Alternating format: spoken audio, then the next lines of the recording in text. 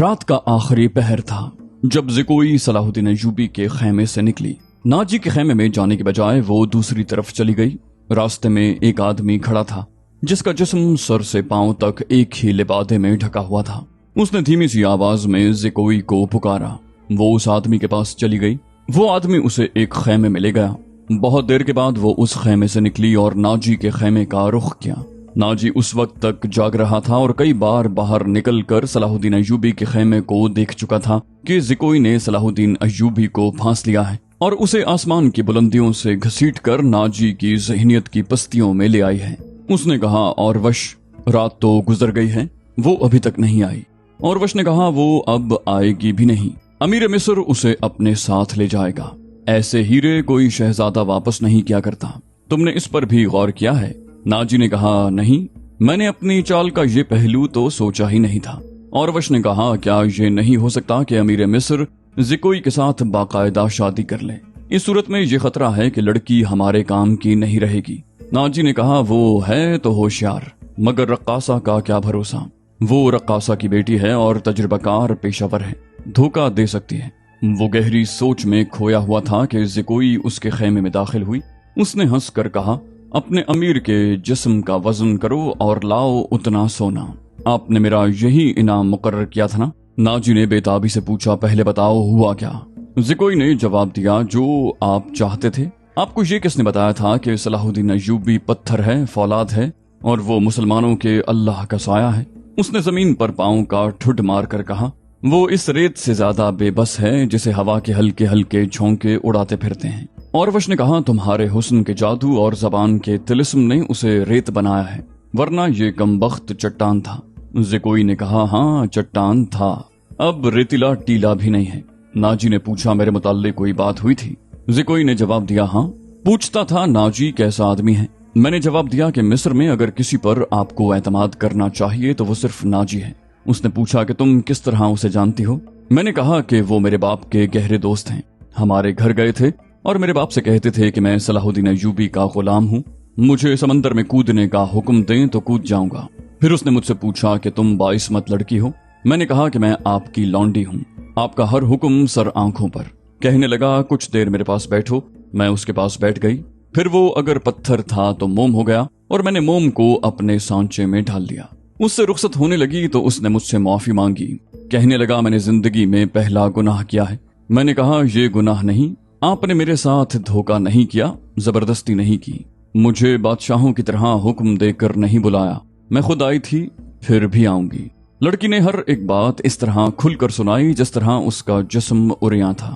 ناجی نے جوش مسرت سے اسے اپنے بازوؤں میں لے لیا اور وش زکوئی کو خراج تحسین اور ناجی کو مبارکباد پیش کر کے خیمے سے نکل گیا۔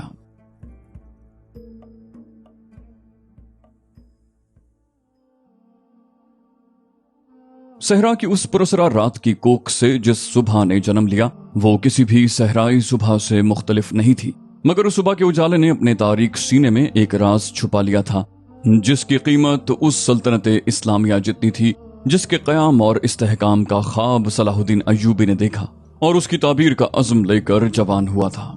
گزشتہ رات اس صحرا میں جو واقعہ ہوا اس کے دو پہلو تھے۔ ایک پہلو سے صرف ناجی اور وش واقف تھے، دوسرے پہلو سے صلاح الدین ایوبی کا محافظ دستہ واقف تھا، اور صلاح الدین ایوبی اس کا سراغ رساں اور جاسوس علی بن سفیان اور زکوئی، تین ایسے افراد تھے جو اس واقعے کے دونوں پہلوؤں سے واقف تھے۔ صلاح الدین ایوبی اور اس کے سٹاف کو ناجی نے نہایت شان و شوکت اور عقیدت مندی سے رخصت کیا۔ سوڈانی فوج دو رویا کھڑی صلاح الدین ایوبی زندہ باد کے نعرے لگا رہی تھی۔ صلاح الدین ایوبی نے نعروں کے جواب میں بازو لہرانے، مسکرانے اور دیگر تکلفات کی پرواہ نہ کی۔ ناجی سے ہاتھ ملایا، اپنے گھوڑے کو ایڑ لگا دی۔ اس کے پیچھے اس کے محافظوں اور دیگر سٹاف کو بھی گھوڑے دوڑانے پڑے۔ اپنے مرکزی دفتر میں پہنچ کر وہ علی بن سفیان اور اپنے ایک نائب کو اندر لے گیا اور دروازہ اندر سے بند کر لیا۔ وہ سارا دن کمرے میں بند رہے۔ سورج غروب ہوا، رات تاریک ہو گئی۔ کمرے کے اندر کھانا تو درکنار پانی بھی نہیں گیا۔ رات خاصی گزر چکی تھی جب تینوں باہر نکلے اور اپنے اپنے گھروں کو روانہ ہو گئے۔ علی بن سفیان ان سے الگ ہوا تو محافظوں کے دستے کے کمانڈر نے اسے روک لیا اور کہا، محترم، ہمارا فرض ہے کہ حکم مانیں اور زبانیں بند رکھیں۔ लेकिन मेरे दस्ते में एक मायूसी और बेइत्मीनानी पैदा हो गई है। खुद मैं भी उसका शिकार रहा हूँ। अली बिन सफियान ने पूछा, कैसी मायूसी? कमांडर ने कहा, मुहाफिज कहते हैं कि एक फौज को शराब पीने की इजाजत है, तो हमें उससे क्यों मना किया गया है? अगर आप मेरी शिकायत को गुस्ताखी समझें तो सजा दे दें, लेकिन मेरी शिकायत सुन लें। हम अपने अमीर को खुदा का बरगुज़ीदा इंसान समझते थे और उस पर दिलो जान से फिदा थे, मगर रात। अली बिन सफियान ने उसकी बात पूरी करते हुए कहा, रात उसके खैमे में एक रक्कासा गई थी। तुमने कोई गुस्ताखी नहीं की। गुनाह अमीर करे या गुलाम, सजा में कोई फर्क नहीं। गुनाह बहरहाल गुनाह है। मैं तुम्हें यकीन दिलाता हूं कि रक्कासा और अमीर मिस्र की खुफिया मुलाकात के साथ गुनाह का कोई ताल्लुक नहीं था। ये क्या था अभी नहीं बताऊंगा। आहिस्ता आहिस्ता वक्त गुजरने के साथ साथ तुम सबको मालूम हो जाएगा कि रात को क्या हुआ। उसने कमांडर के कंधे पर हाथ रख कर कहा, मेरी बात गौर से सुनो आमिर बिन सौलेह, तुम पुराने अस्करी हो, अच्छी तरह जानते हो कि फौज और फौज के सरबराहों के कुछ राज होते हैं जिनकी हिफाजत हम सबका फर्ज है। रक्कासा का अमीर मिस्र के खैमे में जाना भी एक राज है। अपने जांबाजों को किसी शक में न पड़ने दो और किसी से जिक्र तक न हो कि रात को क्या हुआ था। अली बिन सफियान की काबिलियत और कारनामों से ये कमांडर आगाह था, मुतमईन हो गया और उसने अपने दस्ते के शुकूक रफा कर दिए। अगले रोज सलाहुद्दीन अय्यूबी दोपहर का खाना खा रहा था कि उसे इत्तला दी गई कि नाजी मिलने आया है। सलाहुद्दीन अय्यूबी खाने से फारिग होकर नाजी से मिला। नाजी का चेहरा बता रहा था कि घबराया हुआ है और गुस्से में भी है। उसने हकलाने के लहजे में कहा, काबिल सद एहतराम अमीर, क्या यह हुक्म आपने जारी किया है कि सूडानी मुहाफिज फौज की 50,000 नफरी मिस्र की उस फौज में मदगम कर दी जाए जो हाल ही में तैयार हुई है? सलाहुद्दीन अय्यूबी ने तहम्मुल से जवाब दिया, हाँ नाजी, मैंने कल सारा दिन और रात का कुछ हिस्सा सर्फ करके और बड़ी गहरी सोच विचार के बाद ये फैसला तहरीर किया है कि जिस फौज के तुम सालार हो उसे मिस्र की फौज में इस तरह मदगम कर दिया जाए कि हर दस्ते में सूडानियों की नफरी सिर्फ 10% हो। और तुम्हें ये हुक्म भी मिल चुका होगा कि तुम अब उस फौज के सालार नहीं होगे, तुम फौज के मरकजी दफ्तर में आ जाओगे। नाजी ने कहा, आली मकाम, मुझे किस जुर्म की सजा दी जा रही है? सलाहुद्दीन अय्यूबी ने कहा, अगर तुम्हें यह फैसला पसंद नहीं तो फौज से अलग हो जाओ। नाजी ने कहा, मालूम होता है मेरे खिलाफ साजिश की गई है। आपके बुलंद दिमाग और गहरी नजर को छानबीन करनी चाहिए। मरकज में मेरे बहुत से दुश्मन हैं। सलाहुद्दीन अय्यूबी ने कहा, मेरे दोस्त, मैंने ये फैसला सिर्फ इसलिए किया है कि मेरी इंतजामिया और फौज से साजिशों का खतरा हमेशा के लिए निकल जाए, और मैंने ये फैसला इसलिए किया है कि फौज में किसी का ओहदा कितना ही ऊंचा क्यों ना हो और कितना ही अदना क्यों ना हो, वो शराब न पिए, हुल्लड़बाजी न करे और फौजी जश्नों में नाच गाने न हो। नाजी ने कहा, लेकिन आली जाह, मैंने हुजूर से इजाजत ले ली थी। सलाहुद्दीन अय्यूबी ने कहा, और मैंने शराब और नाच गाने की इजाजत सिर्फ इसलिए दी थी कि उस फौज को उसकी असल हालत में देख सकूं जिसे तुम मिल्लत इस्लामिया की फौज कहते हो। मैं 50,000 नफरी को बरतरफ नहीं कर सकता। मिस्री फौज में उसे मदगम करके उसके किरदार को सुधार दूंगा। और ये भी सुन लो कि हम में कोई मिस्री, सूडानी, शामी और अजमी नहीं है। हम मुसलमान हैं, हमारा झंडा एक और मजहब एक है। नाजी ने कहा, अमीर आली मर्तबत ने यह तो सोचा होता कि मेरी हैसियत क्या रह जाएगी। सलाहुद्दीन अय्यूबी ने कहा, वही जिसके तुम अहल हो। अपने माजी पर खुद ही निगाह डालो।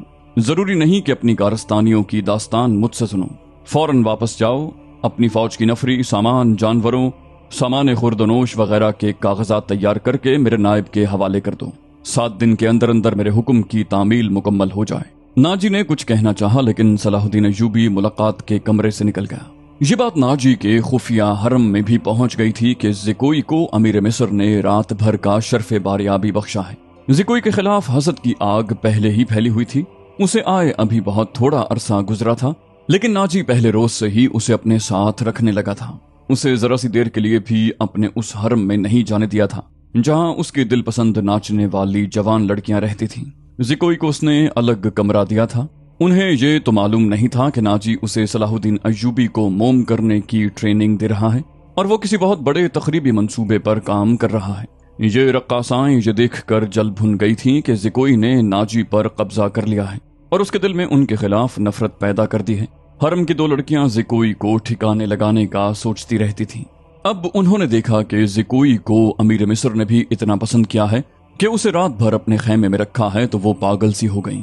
उसे ठिकाने लगाने का वाहिद तरीका कत्ल था। कत्ल के 2 ही तरीके हो सकते थे, जहर या किराए का कातिल जो उसे सोते में कत्ल कराए।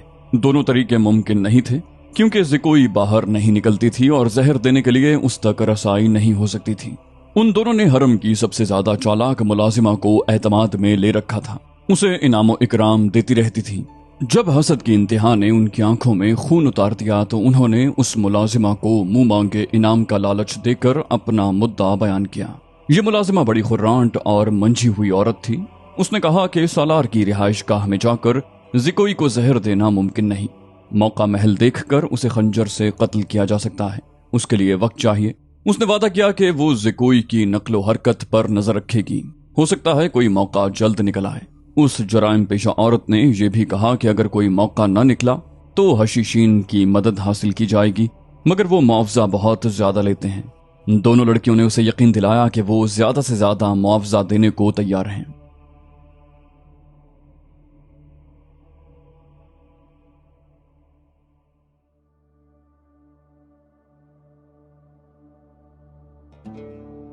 नाजी बेहद गुस्से के आलम में अपने कमरे में टहल रहा था।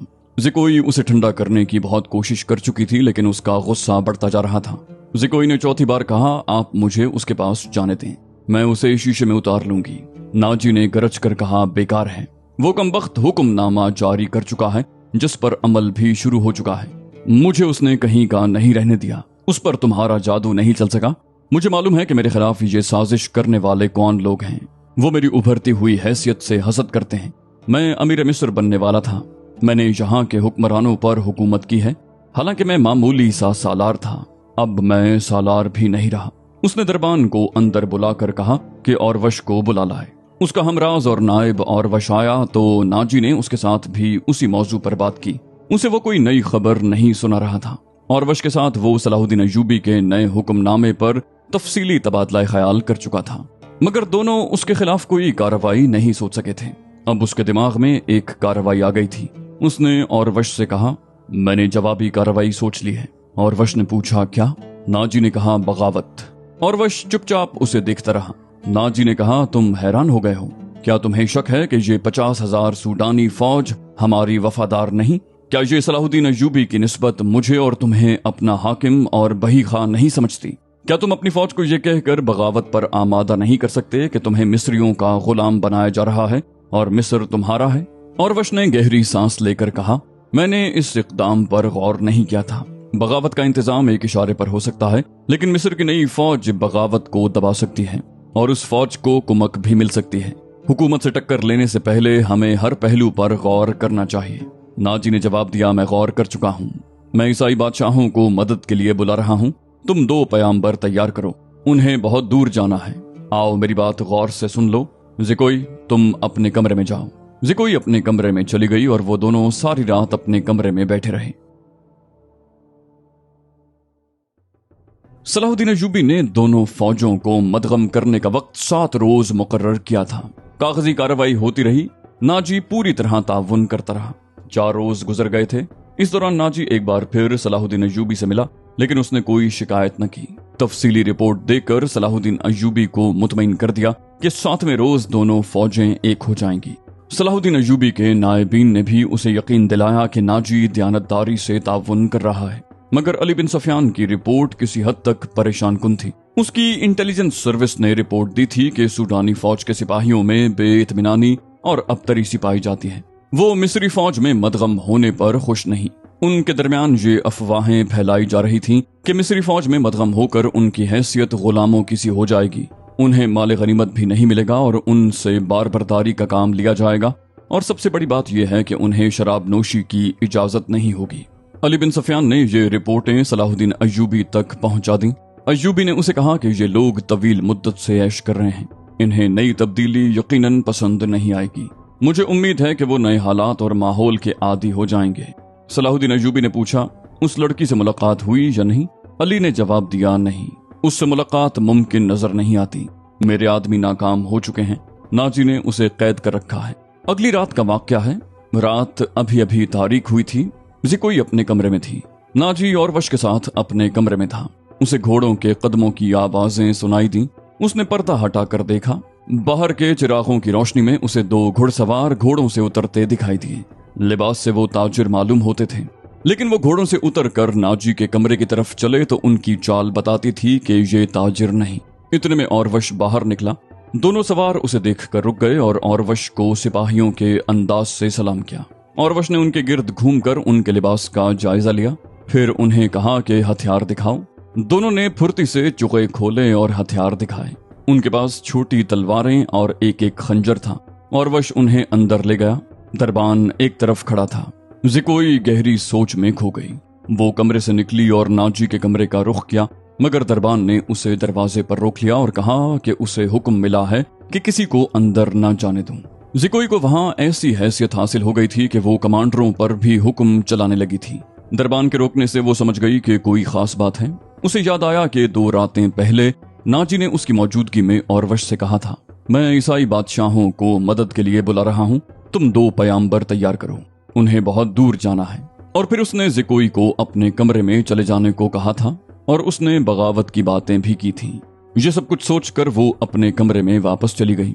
उसके और नाजी के खास कमरे के दरमियान एक दरवाजा था जो दूसरी तरफ से बंद था।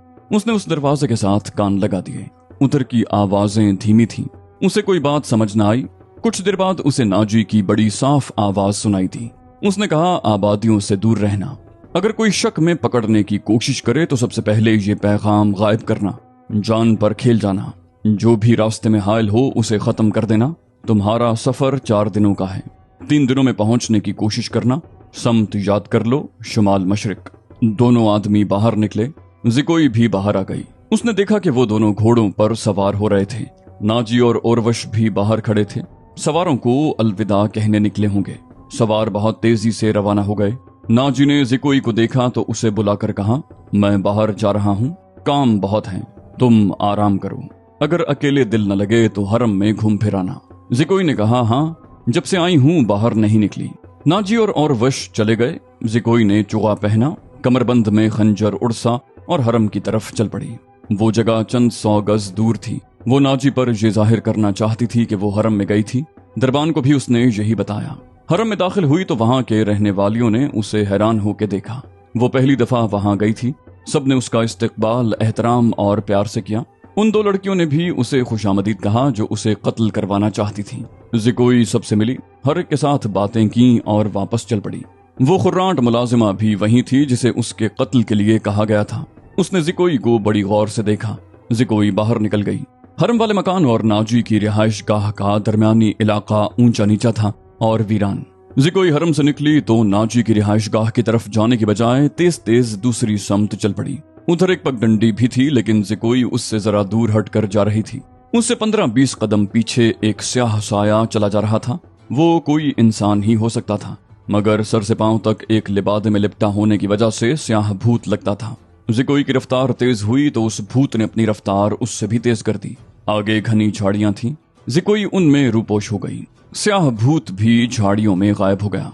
वहां से कोई 250-300 गज आगे सलाहुद्दीन अय्यूबी की रिहाइश गाह थी, जिसके इर्द गिर्द फौज के आला रुतबों के अफराद रहते थे। ज़िकोई का रुख उधर ही था। वो घनी झाड़ियों में से निकली ही थी कि बाईं तरफ से स्याह भूत उठा। चांदनी बड़ी साफ थी, फिर भी उसका चेहरा नजर नहीं आता था। उसके पांव की आहट भी नहीं थी। भूत का हाथ ऊपर उठा, चांदनी में खंजर चमका और बिजली की तेजी से खंजर ज़िकोई के बाएं कंधे और गर्दन के दरमियान उतर गया। ज़िकोई की चीख न निकली, खंजर उसके कंधे से निकल गया। ज़िकोई ने इतना गहरा जख्म खाकर भी निहायत तेजी से अपने कमरबंद से खंजर निकाला। भूत ने उस पर दूसरा वार किया तो ज़िकोई ने उसके खंजर वाले बाजू को अपने बाजू से रोककर अपना खंजर भूत के सीने में घोंप दिया। उसे चीख सुनाई दी जो किसी औरत की थी। ज़िकोई ने अपना खंजर खींचकर दूसरा वार किया जो भूत के पेट में उतर गया। उसके साथ ही उसके अपने पहलू में खंजर लगा, लेकिन ज्यादा गहरा नहीं उतरा था। भूत चकरा कर गिरा। ज़िकोई ने ये नहीं देखा कि उस पर हमला करने वाला कौन था। वो दौड़ पड़ी। उसके जिस्म से खून बहुत तेजी से बह रहा था। सलाहुद्दीन अय्यूबी का मकान उसे चांदनी में नजर आने लगा। आधा फासला तय करके उसे चक्कर आने लगे। उसकी रफ्तार सुस्त होने लगी। उसने चिल्लाना शुरू कर दिया, अली, अय्यूबी। उसके कपड़े लाल सुर्ख हो गए थे और वो बड़ी मुश्किल से कदम घसीट रही थी। उसकी मंजिल थोड़ी ही दूर रह गई थी, जहां तक पहुंचना उसके लिए मुमकिन नजर नहीं आता था। वो मुसलसल सलाहुद्दीन अय्यूबी और अली बिन सुफियान को पुकारे जा रही थी। करीब कहीं एक गश्ती संतरी फिर रहा था। उसे उसकी आवाजें सुनाई दी तो वो दौड़ कर पहुंचा। ज़िकोई उस पर गिर पड़ी और कहा, मुझे अमीर मिस्र तक पहुंचा दो, जल्दी, बहुत जल्दी। संतरी ने उसका खून देखा तो उसे पीठ पर लाद कर दौड़ पड़ा।